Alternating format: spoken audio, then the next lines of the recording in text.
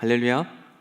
오늘 또 말씀을 통해 주시는 그 하나님의 은혜와 능력이 우리의 삶의 영적 나침반이 되어서 그 길을 걸어가다가 하나님이 예비해 놓으신 놀라운 역사를 우리 모두가 함께 경험할 수 있기를 주님의 이름으로 간절히 축복합니다. 저는 모태신앙인입니다. 모태신앙인이라 함은 어머니가 저를 태에 있을 때부터 교회를 다녔더라. 저희 어머니만이 아니라 저희 외할머니도 또 신앙인이었고 그 신앙의 전통이 지금까지 계속 이어져 오고 있습니다.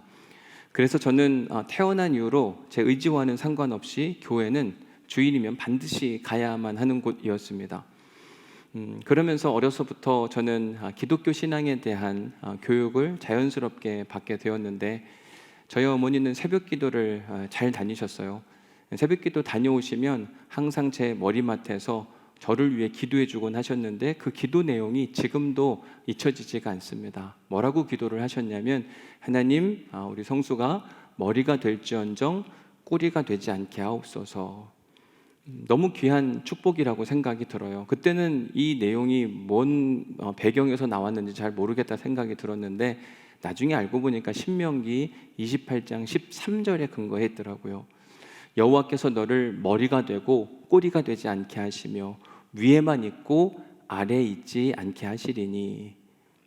모세가 이스라엘 백성들을 축복하는 내용인데 아마 부흥회 때 부흥사님을 통해서 이 말씀을 듣고 은혜를 받아서 그 이후로 저한테 끊임없이 이런 축복의 기도를 해주셨던 것 같습니다. 감사하기도 했지만 한편으로는 저 스스로의 질문은 뭐냐면 우리 엄마는 왜 나한테 이런 기도를 했을까? 자식이 잘 됐으면 하는 그런 마음에서 이런 기도를 하시기도 하셨겠지만 반대로 생각해 보면 제 인생이 결코 머리가 될 것 같지는 않으니까 꼬리가 될 것 같아서 머리가 되기를 간절히 소원하는 마음으로 그렇게 우리 엄마가 저를 위해 기도해 준 게 아닐까 이런 생각이 들기도 하더라고요.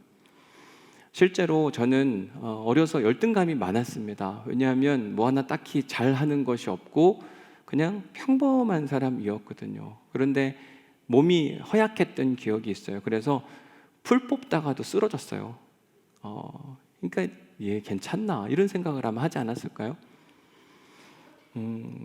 저희 형님은 운동을 굉장히 잘했습니다. 특별히 둘째 형님은 뭐 특공대 갈 정도로 운동신경이 탁월했지만 저는 뭐 그런 실력도 없었고 게다가 공부를 뭐 잘했나 그런 것도 없고 뭔가 도전적이냐 그런 사람도 분명히 아니었습니다. 그러니까 우리 엄마가 보기에는 사남매 중에 막내 얘를 위해선 진짜 꼭 기도해야 되겠다라고 하는 마음 가운데 새벽 기도에 가서 하나님께 울부짖으며 하나님 우리 아들이 머리가 될지언정 꼬리가 되지 않게 하여 주옵소서 아마 이런 간절한 기도를 올려드렸던 것이라고 제가 추측을 해봅니다.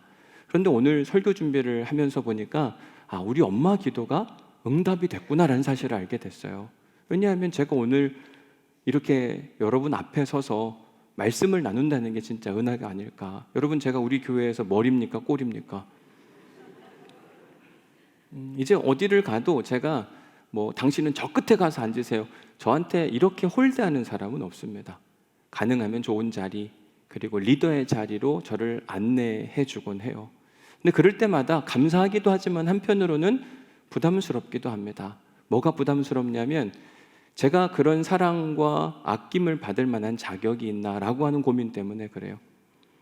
제가 뭘 엄청 잘한다고 하면 그렇게 당연히 받는다고 생각하겠지만 지나온 삶을 보고 생각해 보면 우리 엄마가 생각해도 제가 시원찮으니까 머리가 될지언정 꼬리가 되지 않게 하여 주옵소서 이런 기도를 했는데 어느 순간 머리의 역할을 하고 살아가고 사람들에게 사랑을 받고 산다는 게 한편으로는 감사하기도 하지만 부담스럽기도 해요. 제 신앙의 고백은 뭐냐면 하나님이 다 하셨다. 내가 할 수 있는 영역이 아닌데 하나님께서 이 자리에 서게 하시고 목회하게 하시고 뭔가를 나누고 있다. 다 주님이 하셨다. 이 사실을 잃어버리면 안 되겠다. 간절한 제 마음에 소원이 있는 겁니다. 그래서 제가 이런 고백을 수시로 하면서 함께 부르는 찬양이 있다면 오늘 우리가 함께 불렀던 마지막 찬양이기도 한데 주님만이 왕이십니다. 주님만이 왕이십니다. 내 삶에 내 삶에 내 삶에 내 삶에 같이 한번 불러볼까요? 주님만이 왕이십니다. 주님만이 왕이십니다. 내 삶에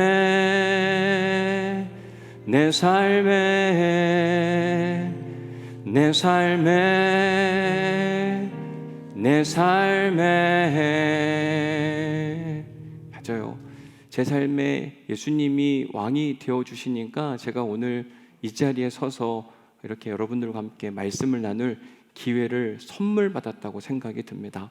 제가 어떤 엄청난 능력이 있거나 대단한 인맥이 있고 탁월한 실력 그리고 좋은 학벌 이런 차원의 문제는 분명히 아니더라고요. 지난 7년 전으로 돌아가서 보면 우리 교회 담임 목사가 될 때 수많은 과정들이 있었지만 다 안 되고 제가 열심히 노력한 것도 아니고 여러분들이 애써서 된 것도 아니고 정말 다 하나님이 하신 거예요.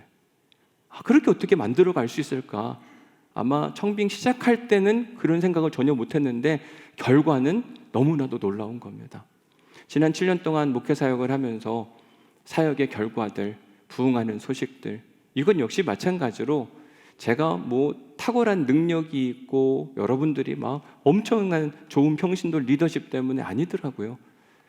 하늘 하나님의 은혜 덕분에 여기까지 온 겁니다. 2022년 저희 아이들이 이제 미국에 가야 되는 그런 일들이 발생해서 제가 아이들을 좀 미국에 데려다주고 이렇게 와야 되겠다. 갔다 오는데 갈 땐 좋았는데 올 때는 마음이 무겁더라고요.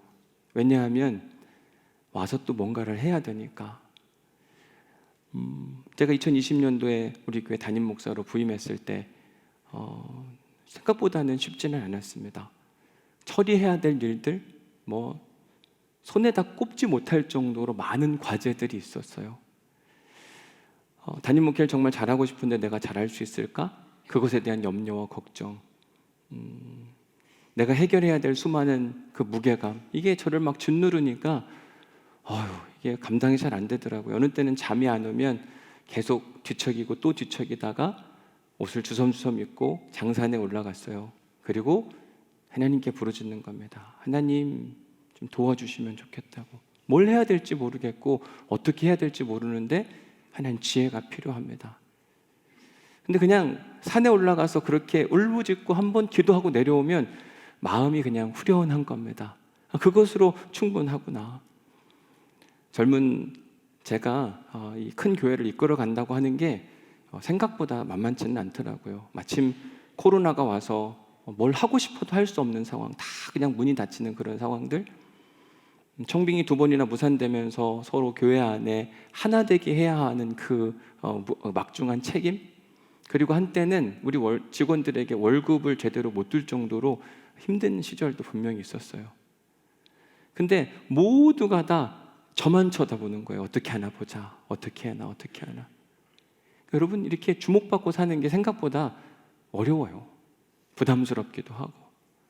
저도 잘 모르겠는데 기도하는 거죠. What shall I do, Lord? 주님 제가 뭘 하면 좋겠습니까? 정말 모르겠는데 다 저만 쳐다보고 있습니다. 그러니까 2022년도에 저희 아이들을 미국에 데려다주고 다시 돌아오는데 비행기를 탔는데 제 마음에 한숨과 함께 나 또 돌아가야 되네. 아이고 어떡하냐. 이게 저를 막 짓누르는 거예요. 숨이 막힐 정도로 막 마음이 힘들고 어려웠습니다. 기도밖에 안 나오고 비행기가 이렇게 이륙하려고 하는데도 마음이 늘 계속 답답함과 걱정들. 기도하는 중에 하나님이 제게 주신 마음이 있다고 한다면 내가 너만 보내지 않는단다. 나도 함께 갈 거야. I will be with you. 걱정하지 마. I'm your God. 내가 너의 하나님인데 뭘 그렇게 걱정해? 이제 목회를 너 스스로 하려고 하지 말고 나한테 맡겨. 내가 내 삶의 주인이 되어주고 너를 도와줄 테니까 염려하고 걱정하지 마. 저는 이 한마디가 주는 그 힘이 엄청나더라고요.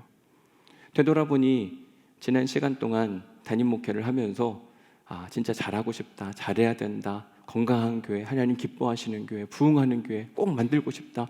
근데 마음처럼 잘 안 되는 겁니다. 내가 생각하고 계획하고 움직이고 막 돼야 되는데 쉽지가 않더라고요.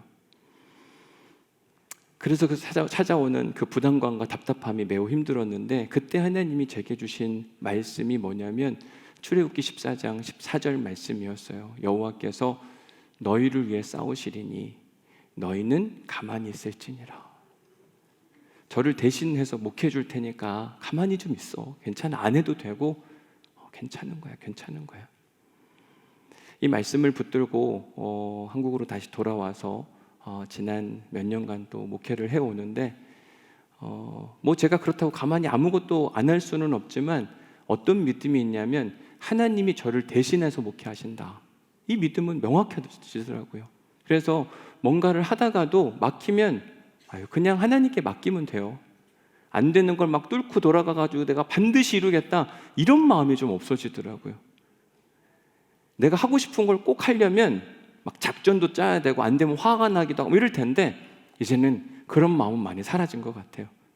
어느 땐 뭐가 안 되게 하시면 다 이유가 있겠거니 그분이 이끌어 가실 테니까 저는 그저 그분이 말씀하신 대로만 해보고, 하다 안 되면 멈추고 다시 또 도전해보고 안 되면 또 멈추고, 그렇게 한 걸음 한 걸음 걷다 보니까 제가 오늘 이 자리에 서서 여러분들과 함께 또 다른 은혜, 새 은혜, 부흥의 이야기들을 계속 나누면서 행복한 목회를 해가는 것 같습니다.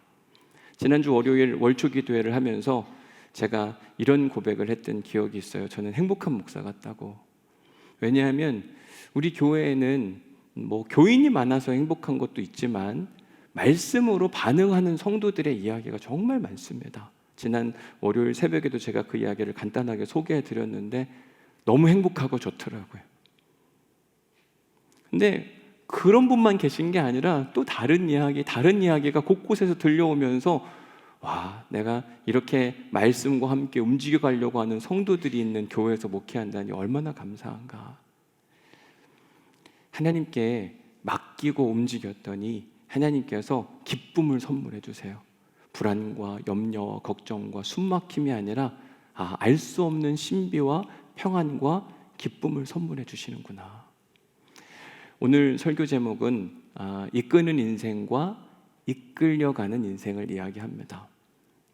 이끈다고 하는 건 내가 예를 들면 이거를 이렇게 끌고 가는 게 이끄는 거잖아요. 그렇죠? 누가 끄느냐가 중요해요. 근데 내가 내 인생을 이끌고 가느냐 아니면 그냥 끌려가느냐. 우리는 다 끌려가는 인생보다는 이끌고 가는 인생이 훨씬 더 아름답고 좋다고 생각합니다. 진짜 그럴까? 근데 이끌고 가는 인생이 생각보다 어렵더라고요. 이런 어려움도 당하고 저런 어려움도 당하고 막 뚫고 나가야 되고. 오늘 본문에 에스더라고 하는 여인이 등장하는데 이 여인은 자기 인생을 이끌 만한 힘도 없었고 재주도 없고 아무도 없었습니다. 그런데 그런 그녀가 페르시아 제국의 왕후가 됐어요. 어떻게 그런 일이 이루어질 수 있었는가? 우선 에스더의 삶의 배경부터 우리가 함께 살펴보겠습니다. 이제 7절 말씀부터 함께 우리가 볼 텐데 같이 한번 읽어볼까요? 시작. 그의 삼촌의 딸 하닷사 곧 에스더는 부모가 없었으나 용모가 곱고 아리따운 처녀라. 그의 부모가 죽은 후에 모르드게가 자기 딸같이 양육하더라. 자, 에스더에 대한 정보가 2장 7절에 집약되어 있습니다. 에스더는 누구인가? 우선 그의 아빠가 누구인지 2장 7절엔 나오지 않지만 15절에는 아빠의 이름이 정확히 나옵니다. 아비하일의 딸 이렇게 나오거든요. 그러니까 그의 아버지 이름은 아비하일이에요. 그에게는 두 가지 이름이 있었는데 하닷사라고 하는 이름과 에스더라고 하는 이름이 있었습니다. 하닷사는 히브리식 이름이에요. 유대인의 이름. 에스더는 페르시아식 이름입니다. 하닷사는 나무과를 이야기하는데 푸르른 나무, 근데 거기에 은은한 냄새도 나고, 그래서 이 이름의 뜻이 뭐냐면 이 땅에서 푸르르고 누군가에게 진한 향기를 내는 그런 인생이 되라라고 해서 아마 그의 부모님이 지어준 것 같습니다. 에스더는 페르시아어로 별이라는 뜻을 갖고 있어요. 별이 되는 인생이 되어라. 문제는 그렇게 이름을 지어주고 그의 부모님은 세상을 떠났어요. 그러니까 고아였던 겁니다. 근데 그녀에게 특징이 있다면 아리따운 처녀, 아름다운 처녀예요. 근데 부모가 없으니까 누군가 키워줘야 되는데 그를 키워줬던 사람이 누구예요? 모르드게. 어떻게 키워줬어요? 딸같이 아비의 심정을 가지고 에스더를 키워줬다. 이게 에스더에 대한 전반적인 삶의 배경입니다. 이런 에스더는 페르시아 제국에서 사회 계급적으로 분류해 보면 하이 클래스가 있고 로어 클래스가 있다고 한다면 하이 클래스가 아니라 로어 클래스, 그 중에서도 가장 낮은 위치의 삶을 살던 사람이 에스더였습니다. 왜냐하면 페르시아 사람이 아니라 민족적으로 이방인이었어요. 게다가 부모가 없대요. 그것도 큰 문제입니다. 그리고 거기 한 가지 더, 여성이라고 하는 것. 남성 중심 사회에서 남성과 여성을 비교해 보면 노동력에 있어서, 노동력은 재산과 가치의 문제거든요. 그러니까 어느 곳에 더 노동력의 가치가 있는가? 당연히 남성이겠죠. 그러니까 여성 고아보다는 남자 아이들이 훨씬 더 괜찮은 가치가 있는 인생이라고 평가를 받곤 했습니다. 그런 차원으로 보니까 유대인이었고 고아였으며 게다가 여성이었어요. 이런 에스더의 삶은 미래가 뻔했습니다. 죽도록 고생만 하다가 이름도 빛도 없이 살다가 그냥 없어질 존재. 그게 본래 에스더의 삶이어야만 합니다. 놀라운 건 뭐냐면 2500년이 지난 지금 에스더의 이름이 사라지지 않았어요. 성경의 박제가 되어서 여전히 지금도 우리가 그 에스더를 기억하고 있고, 뿐만 아니라 에스더가 남긴 아주 유명한 한마디, 에스더서 그러면 이 말은 절대 잊어버리지 않습니다. 뭐라고 이야기하죠? 그렇죠. 죽으면 죽으리이다. 얼마나 멋있는 선포의 이야기예요. 분명 그의 삶의 환경을 보면 희망이 전혀 없는 인생이었습니다. 그런데 그의 삶의 결과, 어떻게 갑자기 페르시아 제국의 왕후가 됐는가? 그가 자신의 척박한 삶의 환경을 스스로 개척하기 위해 애를 쓰고 또 애를 쓰고 노력했더니 그 삶의 노력의 결과가 왕후가 되는 거였나? 전혀 그렇지가 않습니다. 자, 오늘 본문 8절 말씀을 좀 우리가 함께 보면 8절 말씀 읽어볼까요? 시작. 왕의 조서와 명령이 반포됨에 처녀들이 도성 수산에 많이 모여 헤게 수하에 나아갈 때에 에스더도 왕궁으로 이끌려 가서 궁녀를 주관하는 헤게 수하에 속하니. 눈부시게 아름다웠던 왕후 와스디, 그녀가 폐위당했습니다. 그리고 아수에로 왕은 새 왕후를 뽑겠다고 선포를 하고 각 지방에서 가장 아름다운 여성들을 불러 모으라고 이야기합니다. 그 조서에 따라서 127개 지방에서 가장 아름답다고 소문난 사람들을 다 불러 모았어요. 모이다라고 이야기하는 것도 자기 의지와 상관없이 뽑아오는 겁니다. 누가 주관하는 거냐면 이 중앙관리정부에서 주관하는 거예요.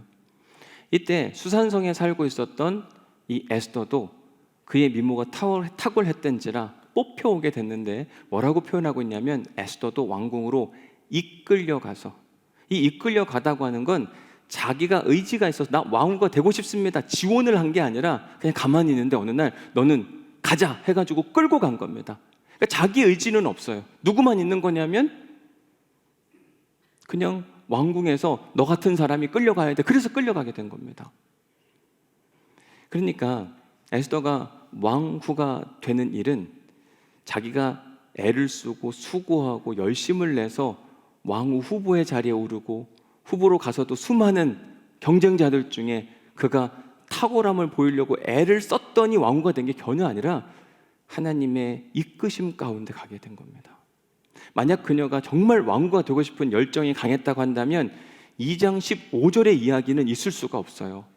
자, 수많은 여성들이 있는데 그 여성들 중에서도 이제 왕을 알련할 수 있는 기회가 있습니다. 순서에 따라서 이제 에스더 차례가 됐어요. 자기가 뽑히려고 한다면 가장 아름답고 매력적으로 보여야만 했습니다. 그렇기 때문에 다른 후보자들은 뭐 원하면 이것도 쓸 수 있고 저것도 쓸 수 있고 모든 걸 다 쓸 수 있었는데 보세요. 에스더는 어떻게 하는가? 내시 헤게가 정해준 것 왜? 요것만 써, 이렇게 하면 돼, 이렇게 하면 될 것 같아. 다른 건 구하지 않았어요. 여러분 의지가 있다고 한다면 뭘 더 구해야죠. 더 잘 보이고 싶어 해야 되는데 그런 게 전혀 없습니다. 더 놀라운 건 2장 9절 말씀이에요. 자, 2장 9절 말씀 읽어볼까요? 시작. 헤게가 이 처녀를 좋게 보고 은혜를 베풀어 몸을 정결하게 할 문품과 일용품을 곧 주며 또 왕국에서 의뢰해 주는 7 궁녀를 주고 에스더와 그 궁녀들을 후궁 아름다운 처소로 옮기더라. 아니 지금 에스더가 아무것도 하지 않았어요. 그냥 뽑혀갖고 그냥 있는데도 불구하고 헤게가 이 처녀를 좋게 봤답니다. 아니 뭘 잘했어야 좋게 보죠. 은혜를 베풀었대요. 그것도 3가지 은혜를 베풀었는데 큰 은혜예요. 첫 번째 은혜는 뭐냐면 몸을 정결하게 할 물품과 일용할 물품을 줬다. 후궁들은요, 이제 그 왕후의 후보자들이 된 사람들은 자기가 원하면 뭐든지 다 갈 수 있었는데 그것의 제 1순위 선택할 수 있는 기회를 누구에게 줬냐면 에스더가 뽑힌 다음에 원하는 것 얻은 다음에 그 다른 사람이 선택할 수 있는 겁니다. 두 번째는 왕궁에서 의뢰주는 7 궁녀. 의뢰라고 하는 표현이 당연이라고 표현할 수 있겠으나 아니에요. 이건 역시 마찬가지로 순서가 정해져 있고 어떤 사람은 적게도 주고, 근데 7이라고 하는 숫자는 성경에서 완전수를 의미하기 때문에 에스더가 필요하면 뭐든지 다 줬다고 이야기하는 겁니다. 이건 역시 마찬가지로 우선권을 에스더에게 줬고, 그리고 에스더와 그 궁녀들, 에스더가 가면 옆에 따라다니는 사람들이 엄청 많았습니다. 그런데 그 전체 그룹을 어디에 줬냐면 후궁들이 머무는 장소가 있는데 그 중에서도 가장 아름다운 처소에 에스더를 배정해 준 겁니다. 도대체 내시 헤게는 무엇을 받기 때문에 이 에스더에게 이런 특별한 혜택을 줬는가? 성경을 봐도 다 나타나지 않아요. 근데 대부분의 학자들은 그 이유를 뭐라고 설명하냐면 에스더의 성품이라고 이야기합니다. 전국에서 다 아름다운 미모를 가진 사람들이 왔는데 다 멋지죠, 괜찮죠. 근데 남다를 수 있는 건 딱 한 가지, 성품. 누구한테 그 성품 교육을 받았나? 여러분, 에스더가 누구에게 양육되었죠? 유다인 모르드게. 유다인 모르드게는 이방 땅에 살면서도 이 세상 문화에 영향을 받지 않고 오히려 하나님을 찬송하며 사는 사람. 그런 모르드게가 에스더를 말씀으로 양육하고 하나님의 사람이 어떻게 살아야 되는지를 정확하게 가르쳐 줍니다.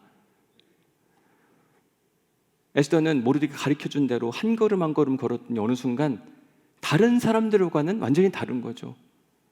지금 왕후의 후보들이 잔뜩 모여서 서로가 그 자리를 찬탈하기 위하여 경쟁하고 눈에 불을 켜고 어떻게든 다른 사람을 끄집어내리고 난 올라가려고 하는데 에스더는 그런 게 전혀 안 보이는 거예요. 어떻게 저럴 수가 있지? 신기한 거죠.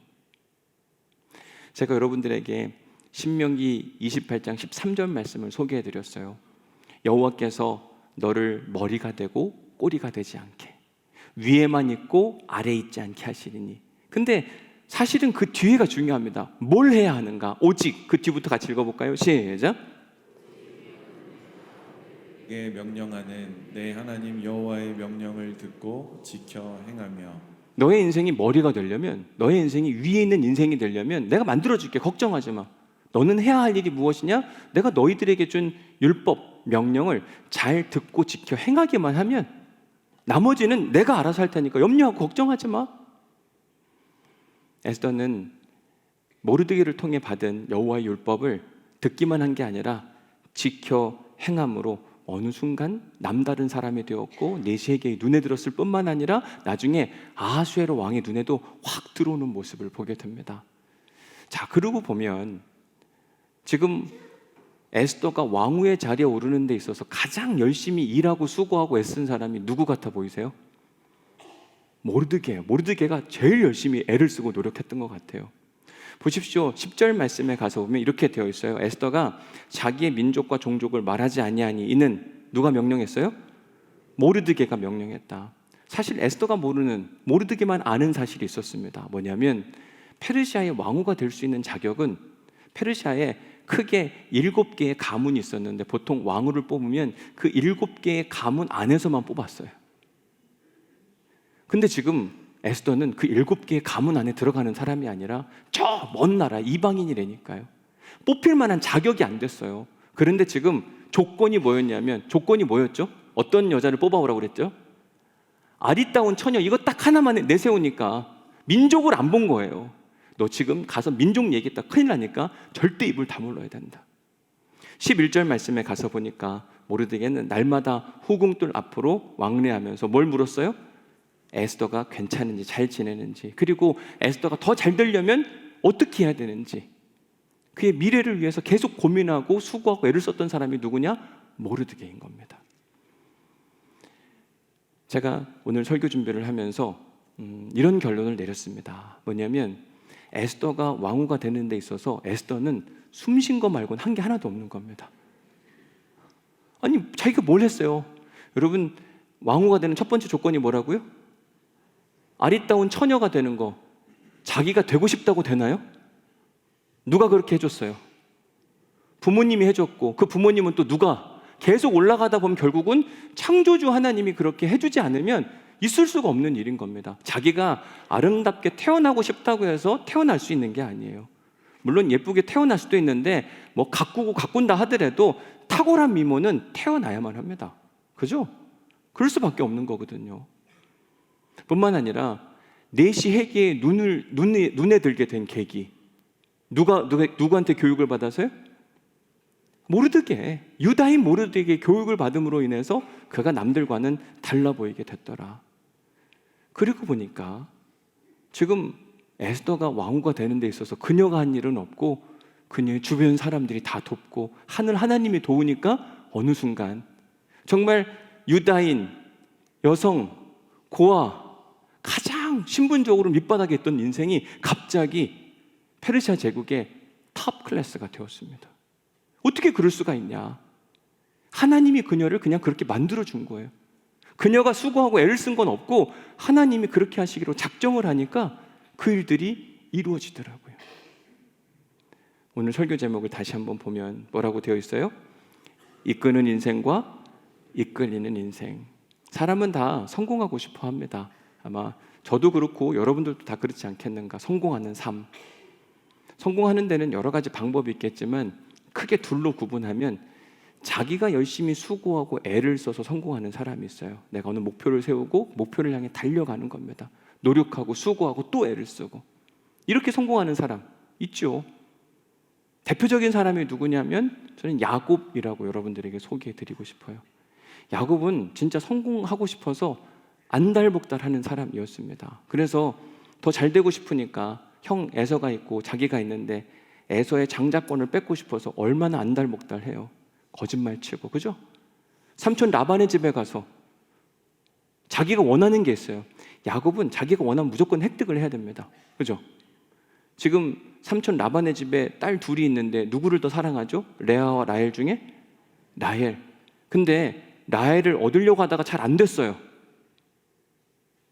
레아를 얻게 되잖아요. 아유, 그러면 이것도 하나님의 뜻이 있나 보다. 그리고 레아만 아내로 취하면 되는데 라헬을 위해서 14년을 일하고 그것도 부족해서 아내가 2명씩이나 더 있어서 4명이나. 얼마나 대단한 사람이에요.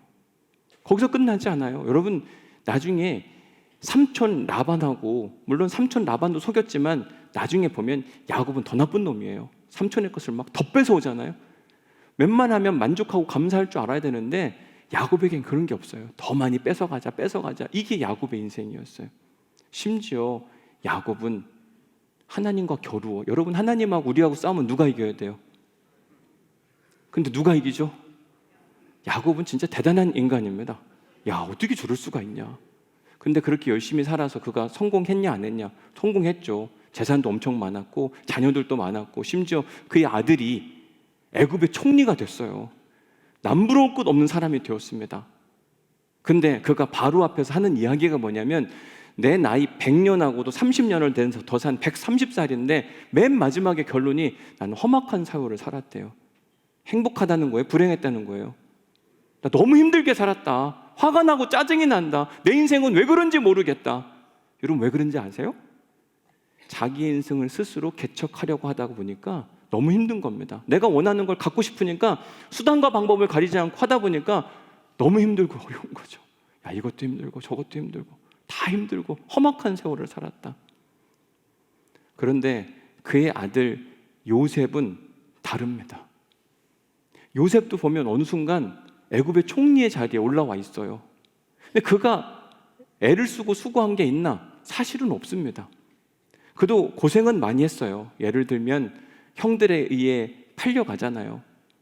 미디안 상인이 다시 그를 보디발, 애굽의 군대 장관에게 팔아 넘깁니다. 이럴 때마다 얼마나 속상하고 답답했겠어요. 감옥에 또 억울하게 갇히기도 하고, 감옥에서 꿈 해석해 줬더니 나를 좀 꼭 기억해 달라고 했는데 그것도 못 기억하니까 거기 또 얼마 동안을 또 머물러야 됐고, 어느 순간 하나님이 그런 그를 애굽의 총리의 자리에 갖다 뒀습니다. 어느 날 자기 형들이 앞에 무릎을 꿇게 됐어요. 왜냐하면 기근이 찾아오고 식량의 문제 때문에. 자, 여러분, 자기를 옛날에 팔아 넘긴 놈들이 앞에 이렇게 있습니다. 어떻게 합니까? 자기 열심으로 산 사람들은요, 이걸 견디지 못하는 겁니다. 내가 어떻게 여기까지 왔는데, 너희들이 아무리 나를 방해하고 막으려고 했어도 내가 여기까지 왔다. 너희들을 내가 하나님의 이름으로 처단하겠다. 아마 그러고도 남았어야 되는데, 요셉은 뭐라고 하는가 잘 보십시오. 당신들, 형들이 나 요셉을 이곳에 팔았다고 해서 근심하지 마소서. 걱정되죠. 옛날에 자기들이 한 일이 있으니까. 근데 신분이 바뀌었어요. 옛날엔 자기들이 힘이 있었고 요셉이 힘이 없어서 팔아 넘겼는데, 지금은 요셉이 힘이 있고 형제들은 힘이 없어서 무릎 꿇고 있는 겁니다. 걱정이 될 수밖에 없는 상황. 근데 요셉이 이렇게 이야기해요. 나는 험악한 세월을 살았다 하지 아니하고, 하나님이 우리 모두를 구원하시려고 당신들을 통해 나를 먼저 보내셨다고 이야기합니다. 여러분, 요셉 행복한 사람이에요? 불행한 사람이에요? 고백만 보면요, 진짜 행복한 사람이에요. 다 하나님이 하셨다고 이야기하는데, 야곱은 험악한 세월을 살았다. 나 불행하다. 너무 힘들었다. 자기 열심으로 사는 사람들의 특징이 늘 그렇더라고요. 제가 얼마 전에 상담을 전공하는 어느 사모님이 저하고 이렇게 대화를 하다가 저한테 이런 질문을 하셨습니다. 그 사모님은 남편 되시는 목사님이 공황장애를 갖게 되면서 자기는 도무지 이해가 안 돼서 이 남편을 잘 도와줘야 되겠다 생각이 들어서 공부를 시작했다 그러더라고요. 그래서 이제 뭐 지금 박사과정까지 쭉 하는 것 같으신데, 저한테 하시는 이야기가 뭐냐면, 목사님은 힘들었던 적이 없냐, 죽고 싶을 만큼 힘든 적 없었냐, 이렇게 저한테 물으시더라고요. 그분 말로는 죽고 싶을 만큼 힘든 적과 죽으려고 했다, 이건 또 다르다고 이야기하더라고요. 죽으려고 했다가 훨씬 더 난 죽어야 한다, 이게 훨씬 더 강도가 센 거래요. 근데 죽고 싶을 만큼 힘들은 적이 없냐 저한테 묻더라고요. 근데 신기하게 지난주에 제가 건강검진을 받았는데, 건강검진 문진표에도 그게 있더라고요. 당신은 죽고 싶을 만큼 힘들었던 적이 없냐. 여러분들은 어떠세요? 있으세요? 없으세요? 저는 아직까지는 없더라고요. 뭐 목회가 안 힘들어서 그러냐, 여러분들 중에 그럼 이제부터 내가 힘들게 해드리리라 뭐 이렇게 마음에 작정하시는 분들이 계실지도 모르지만, 목회 해보니까 힘든 게 한두 가지가 아닙니다. 뭐 비단 제가 오늘 길게 주차장에 대한 이야기도 해드렸지만, 주차장 문제 하나 가지고도 누구는 괜찮다, 누구는 어렵다, 이게 말로 다 못할 정도예요. 지역을 뭐 새로 바꾼다 그랬더니 또 이게 어떻다 저떻다, 이것도 말로 못할 정도입니다. 안 힘들어서 죽고 싶을 마음 생각이 안 든 게 아니라, 힘든 건 다 똑같아요. 근데 왜 그렇게 힘든데도 죽고 싶을 마음은 안 드냐? 이유가 있어요. 그 이유는 뭐냐면 갈라디아서 2장 20절 말씀 때문에 그래요. 내가 그리스도와 함께 십자가에 못 박혔나니. 기독교 신앙의 핵심은 뭐냐면 십자가 복음인데, 십자가 복음은 나는 더 이상 나를 주장하지 않는다. 못 박혔다는 건 이런 거예요. 내가 그리스도와 함께 못 박히겠습니다. 내 의지를 갖고 박히는 게 아니라, 주님이 내 안에 들어오시기를 영접하고 하나님이 나의 삶의 왕이 되기를 고백하는 순간, 나는 이미 십자가에 못 박혀졌고 난 이미 죽었어요. 난 내 안에 없는 겁니다. 내 안에 누구만 계신 거냐면 예수 그리스도. 그러니까 여러분, 저는 이미 죽었어요. 여러분, 죽은 사람이 또 죽을 수 있나요? 못 죽는 겁니다. 죽고 싶은 건 내가 아직 안 죽어서 그런 거더라고요. 저는 자주 하는 고백이 있다고 한다면, 하나님, 저는 이미 죽었습니다. 제가 힘들 때마다 그런 고백을 합니다. 저는 이미 죽었습니다. 저는 이미 죽었습니다. 네, 저는 이미 죽었습니다. 그래서 아침에 일어나면 참 기분이 좋습니다. 오늘 또 살아있으니까 뭘 또 할 수 있는 기회를 준 것 같아서, 오늘은 저한테 주신 하나님의 선물이구나. 오늘 아침에도 하나님, 저 일어났습니다. 감사합니다. 어제 마침 또 잠이 안 와서 한참 고생을 했거든요. 근데 아침에 눈을 뜨니까 오늘 또 제가 살아있는 것이 하나님의 은혜입니다. 저한테 기회를 주셨으니 오늘 또 하나님 나라가 우리 교회 가운데, 우리 성도들의 삶 가운데, 주차장 가운데도 임하게 하여 주옵소서. 주차장이 저한테 지금은 엄청 큰 숙제고 고민의 문제이기 때문에 그런가 봐요. 근데 하루하루 살아가는 게 저는 늘 기뻐요. 감사하고. 제가 2022년도 미국에서 돌아올 때 비행기 탔을 때만 해도 어휴, 또 돌아가야 되네요. 이런 한숨이 절로 나왔는데 이제는 교회 오면서 그런 마음은 없습니다. 기쁜 마음으로 오거든요. 왜냐? 내가 너를 대신해서 싸워주리라. 내가 너를 대신해서 목회해 주리라. 이게 저에게 주시는 은혜인데, 그러니까 염려와 걱정과 근심들이 많이 사라지더라고요. 죽고 싶을 만큼 힘들지가 않은 게, 아니 이미 죽었는데 그래 봤자 또 한 번 먹으냐, 하나님 어떻게 하실 텐데, 염려가 전혀 없어지더라고요. 이제 말씀을 정리합니다. 우리가 누군가에 이끌려 사는 삶, 우리는 누군가를 이끌고 가고 싶지. 아니 내 인생이 내가 있는데 왜 내가 남이 하라는 대로 하냐. 난 내 인생을 내가 살고 싶다. 자기의 삶을 스스로 이끌고 가려고 하는 사람들의 특징, 제가 목회하면서 많이 만나보는데, 그런 분들은 남의 이야기를 잘 안 듣습니다. 내가 해야 되니까 그냥 무조건 해야 되는 겁니다. 끌고 가는 겁니다. 근데 잘 안 되면, 잘 되면 좋겠지만 안 되면 불안과 염려와 걱정과 전전긍긍, 자기 스스로 자기의 길을 개척하는 사람들이 불행해지더라고요. 어느 땐 하나님이 길을 여시고 이 길을 가라고 하고 이 길에 새로운 은혜가 있다고 이야기하는데도 스스로 막아요. 나 하나님 이거 싫고 이 길로 선물하여 주옵소서. 지금 이때 이 사람을 만나게 하시고 이 사건이 반드시 일어나야만 합니다. 누가 하나님인지 모르겠어요. 우리는 창조주 하나님을 믿으며 전지전능하신 하나님을 믿고 그분의 구원하심을 믿는다고 고백하는 사람들인데, 그렇게 되면 우리가 하나님이 인도하시는 대로 따라가야 되는데, 어느 때 보면 우리가 계획을 세우고 우리가 그 하나님을 그 계획으로 막 이끌고 오려고 애쓰는 그 모습, 얼마나 힘들어요. 그냥 하나님이 이리로 가라 그러면 그리로 가고, 저리로 가라 그러면 저리로 가고, 가다 보면 또 다른 은혜가 막 숨어 있고, 어느 때는 막히면 막히는 게 은혜일 때가 있고, 열리면 열리는 게 은혜가일 때 있고, 눈이 감기면 눈이 감기는 게 은혜가 있고, 눈이 뜨이면 눈이 뜨이는 게 은혜가 있고, 그리고 생각하면 스트레스 받을 게 거의 없더라고요. 근데 막 우리가 뭔가를 애써서 해내야 한다는 그 부담감, 의무감, 이게 우리를 억누르고 짓누르는 것 같아요.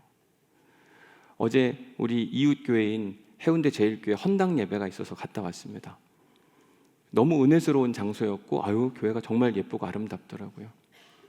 근데 그날 어제 해운대 제일교회 원로 목사님이신 심욱선 목사님이 설교를 하면서 10가지 감사를 했는데, 그중에 6번째 감사가 제 마음에 많이 남는 겁니다. 뭐라고 이야기했냐면, 하나님 어느 때는 안 되게 하심도 감사합니다.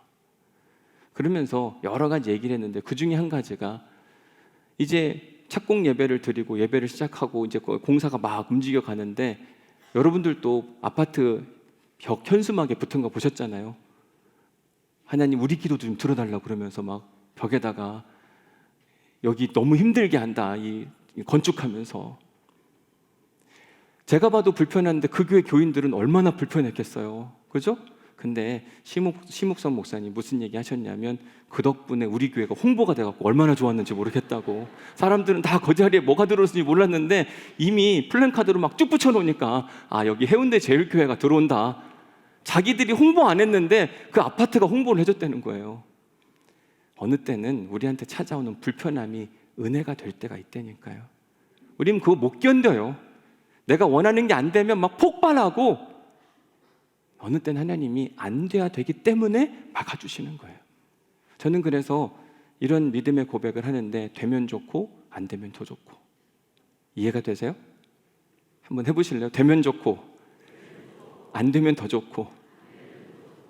되면 돼야 할 게 된 거고, 안 되면 안 돼야 될 게 안 된 겁니다. 무조건 돼야 된다는 사람이 결국은 자기가 하나님이 되어서 자기 마음대로 막 다 휘젓고 다니는 거예요.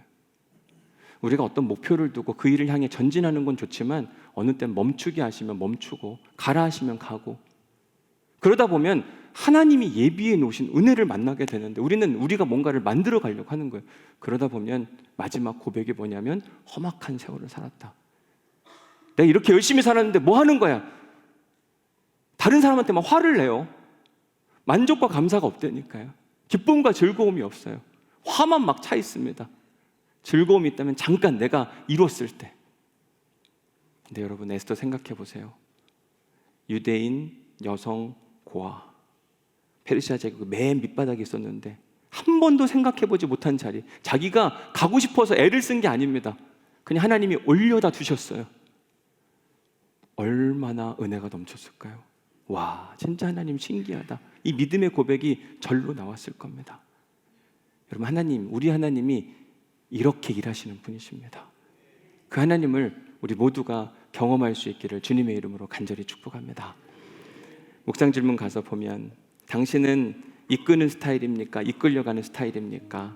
지금 무엇에 이끌려가고 있나요? 한번 잘 생각해 보십시오. 나는 지금 무엇에 이끌려가고 있는가? 나를 막 이끌고 가는 게 있잖아요. 어떤 사람은 부동산에, 어떤 사람은 자식의 문제, 어떤 사람은 주식의 문제, 어떤 사람은 뭐 직장의 문제, 막 이끌려가는 거.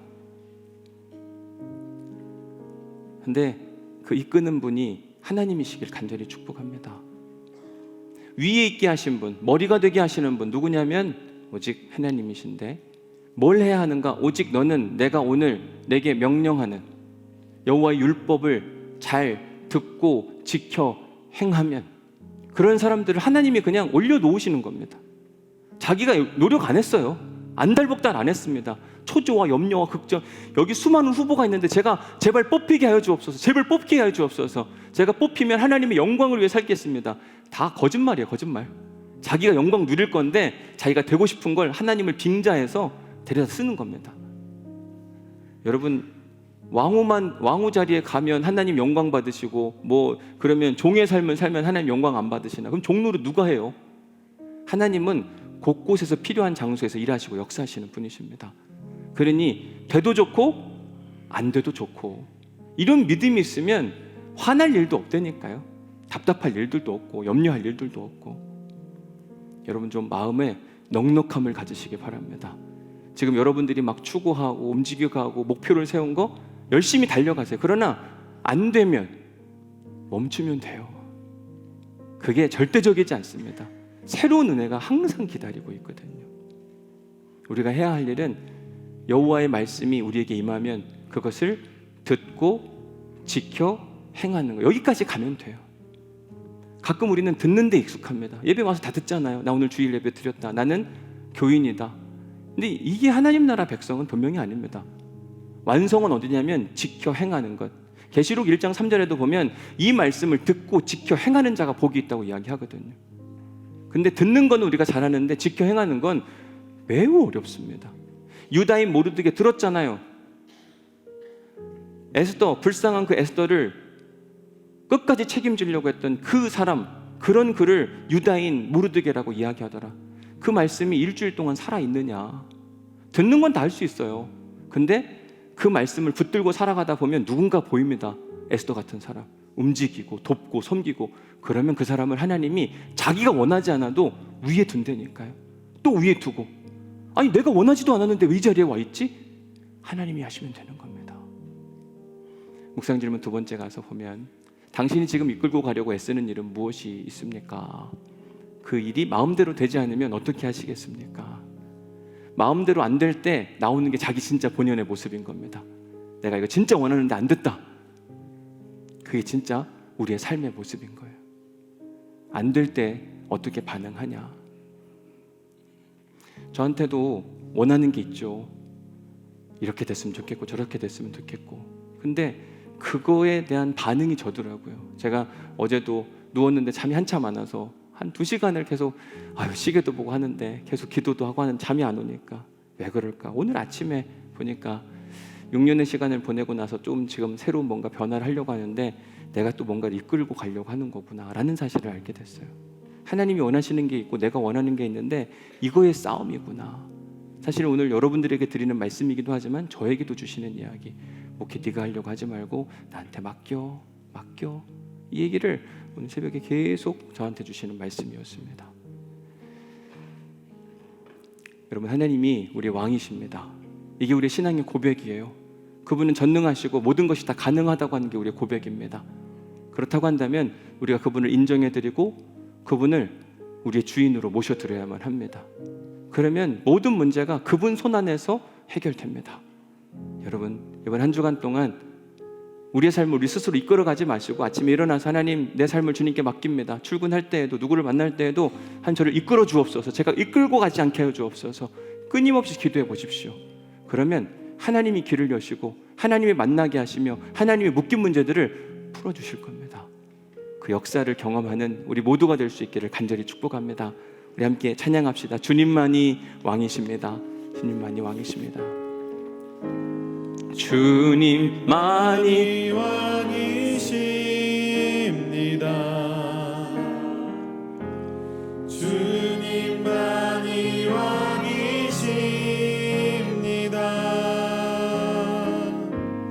주님만이 왕이십니다. 주님만이 왕이십니다. 온 땅에 온 땅에 온 땅에 온 땅에 주님만이 왕이십니다. 주님만이 왕이십니다. 주님만이 왕이시 주님만이 우리의 왕이십니다. 하나님, 주님만이 왕이십니다. 주님만이 왕, 내 삶에 내 삶에 내 삶에 내 삶에 내 삶에 내 삶 이곳에 이곳에 이곳에 이곳에 이곳에 이곳에 모든 이름 위에 모든 이름 위에 뛰어나신 이름 왕의 왕 예수께 엎드려 경배 모든 이름 위에 모든 이름 위에 뛰어나신 이름 왕의 왕 예수께 모든 이름 위에 모든 이름 위에 아멘. 왕의 왕 예수께 엎드려 모든 이름 모든 이름 위에 뛰어나신 이름 왕의 왕 예수께 경배해 경배해 경배해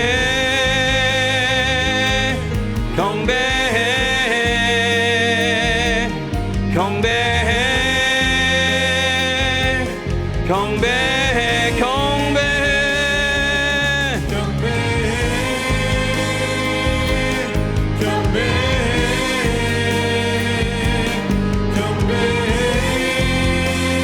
오 주님 경배해 경배해 아멘. 주님을 경배합니다. 주님을 예배합니다. 주님을 인정합니다. 우리를 이끄소서. 주님의 것으로 만들어 주옵소서. 하나님 아멘. 주님만이 주님만이 왕이십니다.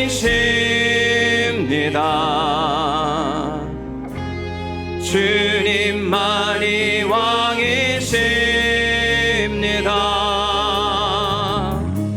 주님만이 왕이십니다.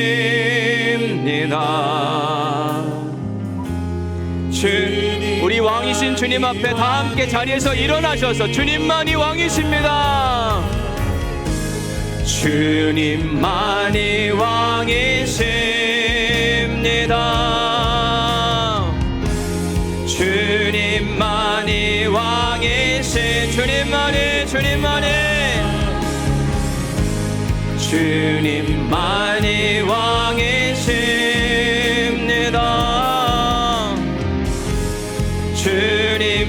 주님만이 우리의 완전한 왕 되신 그 당신을 찬양합니다. 주님만이 왕이십니다. 주님만이 왕이십니다. 주님만이 왕이십니다. 주님만이 왕이십니다. 하나님 우리 왕이십니다. 이끌고 가려고 애를 씁니다. 가정도, 직장도, 회사도, 관계도 지치고 화가 나고 내가 이렇게 열심히 사는데 험악한 세월을 살았다. 하나님, 야곱이 요셉이 되게 하옵소서. 다 주님이 하셨습니다. 주님의 은혜입니다. 주님만이 왕이시기에 주님을 높여드리고 주님 이끄시는 대로 어느 땐 막히면 멈추게 하옵소서. 100일 기도, 1000일 기도 하지 않게 하시고 온전히 기도하다가 멈추게 하시는 주님의 음성을 듣게 하여 주옵소서. 어느 땐 하기 싫어도 밀어붙이면 하나님 주님께 떠밀려서 가게 하여 주옵소서. 분명히 하나님 살아계시고 우리를 가장 좋은 길로 인도하십니다. 되면 좋고 안 되면 더 좋고 모든 것이 감사. 하나님, 이번 한 주간이 우리의 삶이 될 수 있도록 인도하여 주옵소서. 이제는 우리 주 예수 그리스도의 은혜와 아버지 하나님의 극진하신 사랑과 성령님의 감동 감화 역사 교통 위로 충만하심이 이제 오늘 말씀을 듣고 가장 밑바닥 인생에서 페르시아의 황후의 자리까지 오르게 하신 그 에스더의 영광의 은혜가 오늘 예배한 우리 모두에게 영원히 함께 하시기를 간절히 축원하옵나이다. 아멘.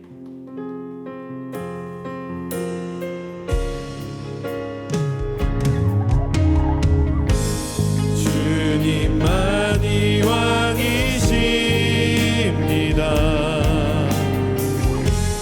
주님만이 왕이십니다.